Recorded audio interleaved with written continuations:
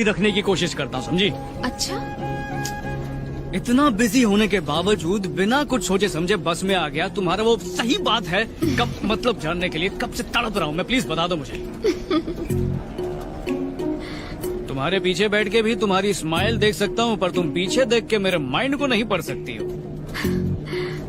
मेरी तिरछी नजर कमजोर है, आगे आ जाओ ना। अरे वो तो कब से आने के लिए बेकरार हूँ, अभी आ गया। मेरा नाम स्मिता है, मेडिकल स्टूडेंट, अभी इंटर्नशिप कर रही हूँ। मेरे डेफिनेशन के हिसाब से the heart is a hollow muscular organ that pumps blood through the circulatory system. In vertebrates there are about 4 chambers which ज्यादा अंग्रेजी आ रही है तो जाके स्कूल खोल ले।